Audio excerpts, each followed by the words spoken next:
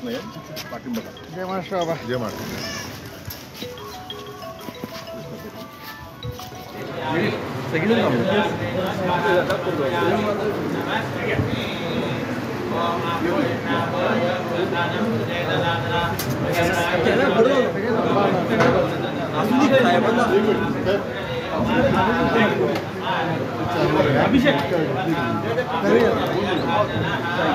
प्रदक्षिणा घालून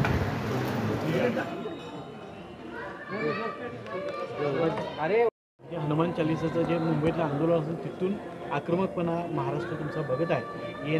येत्या निवडणुकीमध्ये नवे चेहरे शिवसेनेमध्ये दिसतील का?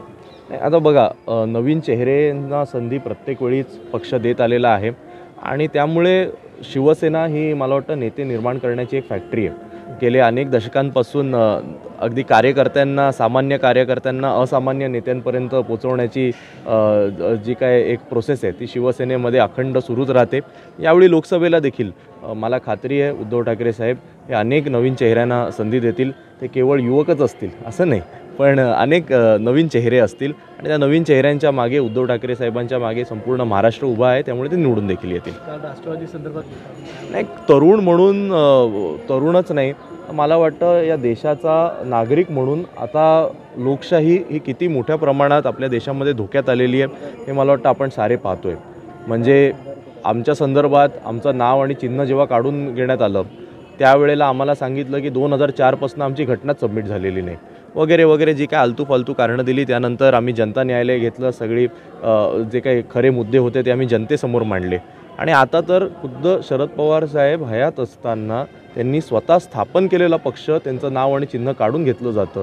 मला वाटतं ही अगदी उघडपणे लोकशाहीची हत्या सुरू आहे.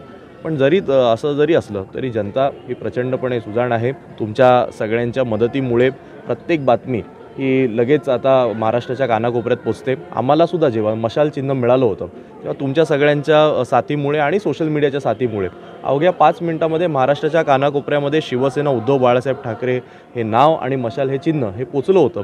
तसंच आता राष्ट्रवादी काँग्रेस पक्ष शरदचंद्र पवार हे जे काय त्यांनी नाव घेतले आणि जे काय त्यांना चिन्ह मिळेल हे देखील महाराष्ट्राच्या कानाकोपऱ्यामध्ये पोचेल. महाविकास आघाडी ही भक्कम आहे आणि जनता ही ठामपणे उद्धव ठाकरे साहेब, शरद पवार साहेब आणि काँग्रेसच्या मागे उभी आहे.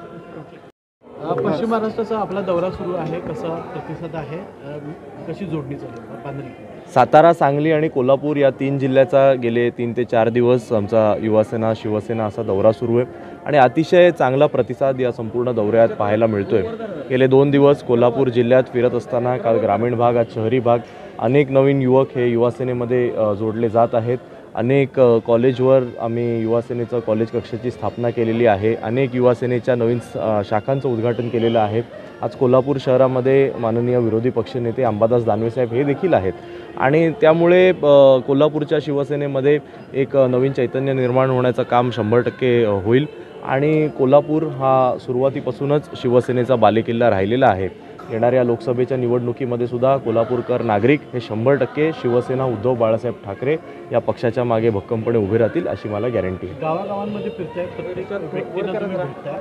लोकसभेची चाचपणी काय चालू आहे, लोकांचं म्हणणं काय आहे? काल आम्ही अगदी गडिंग्लज असेल किंवा हातकणंगले असेल, शिरोळ असेल, त्यानंतर तुमचा कागल असेल, अशा वेगवेगळ्या मतदारसंघामध्ये जाऊन प्रत्येक मतदारसंघात 4 ते 5 गावांची आम्ही भेटी घेतल्या. तिकडच्या नागरिकांशी सुद्धा संवाद साधण्याचा प्रयत्न केला आणि त्यामुळे नागरिकांच्या मनामध्ये एक प्रचंड नाराजगी या संपूर्ण सरकारच्या संदर्भात आहे.